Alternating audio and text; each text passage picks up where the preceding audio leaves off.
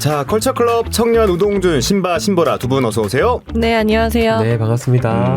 자, 오늘은 신바님부터 오랜만에 가벼운 작품을 갖고 오셨다고요.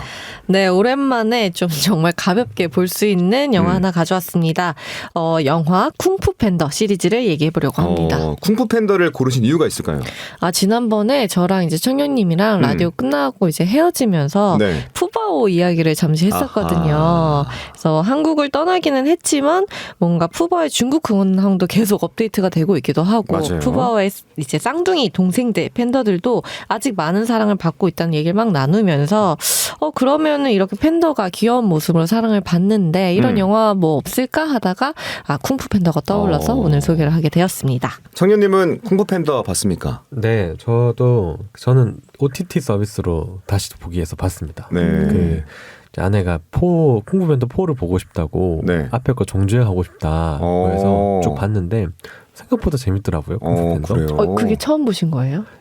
이제 원은 중간중간에 이제 어떤 TV에서 나오는 TV 영화 서비스에서 그런 걸 봤는데 2랑 3는 이제 처음 봤죠. 근데 저는 굉장히 박진감 넘치고 재밌어요. 굉장히 재밌는 액션 영화를 한 편 보듯이 그럼 성장 과정이 다 기록되어 있다고. 맞습니다. 저 솔직히 감동했었어요. 쿵푸 3 보면서.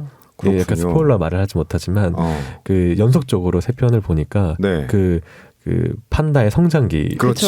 그대로 녹아들어서 같이 성장하는 거야. 그거 보면서. 맞아. 네, 저는 큰 감동을 했던 영화입니다. 그렇죠. 이렇게 좀 감동이 있고 또 성장 기록을 볼 수 있는 이 영화인데 이번에 시리즈 4편이 개봉이 됐습니다.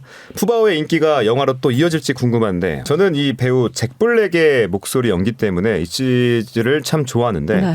잭 블랙을 주연으로 실사화하면 어떨까 싶을 정도로 포와 잭 블랙이 많이 닮아 있잖아요. 네, 맞습니다. 잭 블랙의 포 연기가 워낙 잘 구현이 되어 있어가지고 네. 싱크로율이 정말 높은 편이어서 더 사람들이 몰입해서 볼 수 있지 않았나 싶기도 하고요. 그리고 이제 잭 블랙 외에도 엄청난 대배우들이 많이 출연을 하는데 이를테면 뭐 안젤리나 졸리라든지 더스틴 호프만이라든지 루시 리우 등 좀 이름만 들어도 다 아는 배우들이 그 안에서 좋은 연기를 보여주었고 또 덕분에 이 쿵푸 팬더 제작사인 드림웍스 스튜디오가 황금기를 누리게 되기도 했습니다. 네, 시리즈의 시작부터 잠깐 살펴보죠. 이 평범한 국수집 총각 푸가 전설의 쿵푸 달인 용의 전사로 거듭난다는 내용인데 이 뚱뚱한 판다를 절세 고수로 내세운 설정이 무척 참신하죠. 네, 왕년의 홍콩 스타 홍금보 씨도 그렇고요. 네. 또 이제 뚱뚱해도 유연하고 운동신경 좋은 사람들이 있습니다. 여기서는 그 판다가 주인공이라 보시면 될 것 같습니다. 시리즈 1편 같은 경우는 말만 들어도 약간 좀 무시무시한 용의 전사가 되기 위해서 길을 나선 푸의 여정을 보여줍니다. 약간 뚠뚠하지만 사람 좋고 한편으로는 좀 소심한 그런 캐릭터로 나오는데요. 네. 쿵푸를 사랑하는 포의 꿈이 바로 쿵푸 마스터가 되는 것인데 그의 꿈과는 다르게 몸집도 워낙 거대하고 그가 물려받아야 할 국수집도 있고 이렇다 보니까 조금 실현 불가능하다라고 생각만 하고 있는 포의 모습이 나옵니다. 근데 그러던 어느 날 악당을 물리칠 용의 전사를 뽑는 경연대회가 열리게 되는데 그때 이제 포가 직접 참여는 하지 못하더라도 누가 뽑힐지 너무 궁금해가지고 훔쳐보다가 우연하게 대회장에 떨어지는 모습이 나오는데요.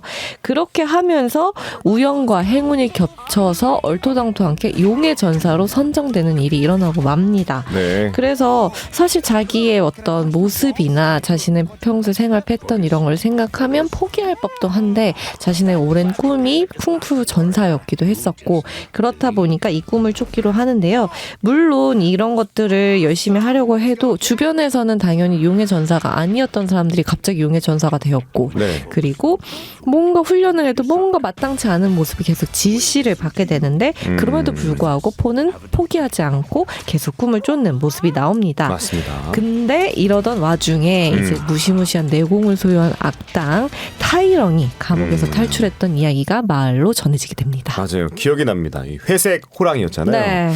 이 존 윅 시리즈의 윈스턴으로 잘 알려진 배우 이언 맥쉐인이 이 역할을 맡았었는데 악당이지만 이 카리스마 넘치는 매력적인 캐릭터라고 저는 기억하고 있어요. 맞아요. 무조건적인 악당으로 나오지 않았고 자신이 왜 악당이 되었는지라든지 이런 걸 되게 개연성 있게 맞아요, 설명을 맞아요. 해줘서 이제 그걸 보면서 조금 더 좀 멋있는 악역이다라고 생각을 많이 했을 것 같은데요. 네. 이렇게 조금 강력하고 또 매력적인 이런 악당들이 계속 나오는 것들이 이 시리즈의 어떤 장점으로 활용이 되고 있지 않나라고 생각을 하는데 어쨌든 타이렁도 그 출발점으로 이제 시작된 캐릭터이긴 하지만 어쨌든 어마무시하게 나오니까 이 악당이 복수를 위해서 이제 이 마을로 온다. 그리고 자신이 용의 전사가 되겠다. 지금 용의 전사가 된 건 이 자기는 용납할 수 없다. 그래서 내가 용의 전사가 되어서 여기서 전해져 오는 비기를 내가 갖겠다라는 그런 마음을 가지고 포가 살고 있는 평화의 계곡 있는 마을로 진격을 해옵니다. 이때까지도 포는 힘이 없잖아요. 맞아요. 뜻밖의 재능을 보여주긴 하는데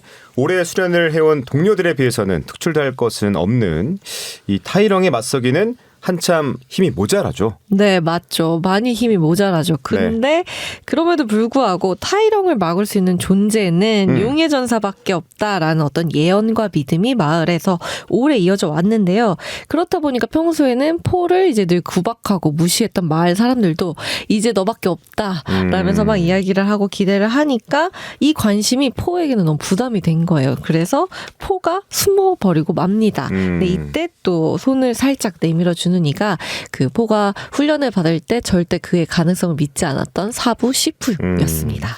이 사부 시프 역시 예언을 조차 포를 훈련시키고 가르치긴 했지만 과연 이 뚱뚱하고 방정맞은 판다가 용의 전사일 수 있을까 내심 미신쩍어 하잖아요. 네. 사실 시프 사부가 되게 레서 판다로 나오죠. 엄청 까칠하고 냉소적인 맞아, 캐릭터로 맞아. 안에서 나오는데 네. 그럼에도 불구하고 이제 포의 수련을 이렇게 별로 탐탁치 않으면서 이제 도우면서 그 안에 내재돼 있는 가능성을 조금씩 발견하게 되고요. 무엇보다도 결정적인 순간에 그의 각성을 돋게 됩니다. 이를테면 이 친구가 절대 될 수 없겠다라고 생각을 했는데 네. 음식에 눈이 반짝 몸이 번쩍하는 그렇지. 것을 알고서 만두를 막 집어 던져서 저걸 잡아오라고 한다든지 이런 식으로 이제 그의 훈련을 돕는데 저는 사실 이 영화에서 좀 흥미로웠던 지점이 네. 용의 전사가 되더라면 뭔가 일반인이더라도 슈퍼히어로가 되었다면 뭔가 무서움 없이 딱 도전하는 그런 모습을 보여줬을 텐데 포는 너무나도 일반 소시민의 모습을 잘 표현한 것으로 보였습니다. 무서울 때 무서움을 알고 자신의 몸을 지킬 줄 아는 용기, 그런 도망가는 모습 이런 것들을 좀 잘 보여줘서 인상 깊기도 했고요. 그랬기 때문에 사람들이 이제 팬더라는 그 캐릭터도 있지만 더 조금 더 친근하게 느꼈던 것이 아닌가라는 생각도 들었고요. 무엇보다 이제 포가 자신이 용의 전사다라는 그런 타이틀을 듣고 또 그것만큼 해내지 못해서 자괴감을 느낄 때 그리고 용의 전사라는 그 종이가 사실은 딱 누군가로 지정되어 있지 않고 백지다라는 것을 봤을 때 그걸 보고 포가 속았다라고 느낌이 들었을 때 그리고 이런 것들을 전반적으로 보면서 이제 국수가게를 하는 포의 아버지가 사실 무엇이든 이제 특별한 것은 없다. 특별한 거를 좀 무언가를 특별하게 만들려면 그저 그걸 특별하게 만들면 된다. 믿으면 된다라고 했던 말이 좀 기억에 남았던 게 이 영화에서 가장 흥미로웠던 지점이었습니다. 네, 그러니까 비법은 없다. 네. 자신을 믿고 긍정하라. 뭐 뻔한 메시지긴 하지만 이걸 또 설득력 있게 풀어놓은 게 이 영화의 매력이잖아요. 네, 쿵푸 팬더 시리즈 전체의 주제를 좀 관통하는 내용인데요.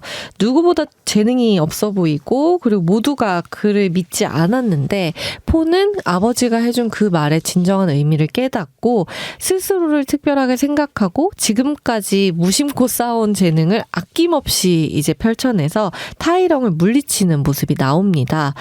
물론 그의 활약을 보면서 마을 사람들도 막 감동을 하는 모습이 나오고 그리고 이제 마침내 진정한 용의 전사로 이제 나오게 되면서 영화가 마무리가 되는데요. 사실 이 이야기를 보면서 또 조금 다르게 느꼈던 지점도 있는데 어떤 점이죠? 이를테면 네. 뭔가 우리가 대부분의 것을 특별하다고 잘 여기지 않으니까 이런 얘기를 했겠죠. 근데 우리가 특별하다라고 생각하는 건 사실 어떤 기준에 딱 충족해야만 이런 얘기를 하는 것이 아닌가라는 생각이 드는데요. 나에 대해서는 이제 뭐 충분히 그래 맞아 나는 특별한 존재였지 이렇게 생각을 하는 게 비교적 쉬운 편이기는 하지만 남을 특별하다라고 느끼려면 그를 바라볼 때 뭔가 대단히 특출난 외모가 있거나 특별한 어떤 능력이 있어야만 상대방을 그렇게 바라봐 주는 것이 아닐까라는 생각이 좀 들었어요. 네. 그렇다 보니까 나도 이제 특별하다고 여기려고 하지만 그것도 쉽지 않고 남에 대해서도 존중하거나 특별하게 여기려고 하려면 어떤 기준이나 이런 것도 있다 보니까 또 그런 것도 쉽지 않고 그렇죠. 그래서 조금 더 작은 것이라도 기준을 좀 낮춰서 바라보면 어떨까. 그것이 나든 남이든 좀 그렇게 만들어 본다. 좀 그렇게 생각해 보는 것이 오히려 더 자연스럽게 특별함이라는 걸 받아들이는 기준이 되지 않을까라는 생각도 들었습니다. 네, 바로 그런 점에서 네. 자녀들과 함께 봐도 참 좋은 작품이다라고 생각을 했거든요. 이후 나온 시리즈들도 많은 사랑을 받았잖아요. 그렇죠? 네. 2편과 3편에서도 포는 늘 그대로인 모습으로 나와요. 용의 전사이기는 하지만 늘 빈둥대고 네, 약간 뭔가 어딘가 허술하고 모자라 보이는 그런 그렇죠. 모습으로 나오는데 그럼에도 불구하고 어떤 고난과 역경이 닥치면 그 스스로의 모습으로 이겨내는 모습이 나와서 재밌습니다. 그래서 궁금하신 분들은 한번 챙겨보시면 좋을 것 같고 새로 개봉한 4편도 약간 비슷한 맥락으로 흘러가는데요.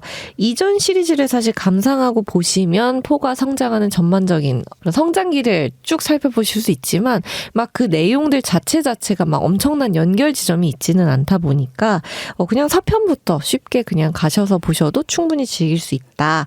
그리고 가족들과 함께 그렇죠. 즐길 수 있다는 점이 가장 큰 장점이 아닐까 싶습니다. 또한 이제 아까 말했던 특별한 것은 없다.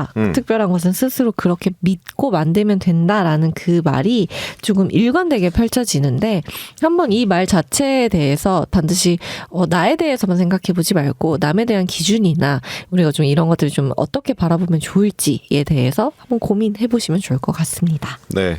이 네 번째 속편으로 돌아온 영화 쿵푸 팬더 시리즈의 기원이 된 1편을 중심으로 소개를 해주셨고요.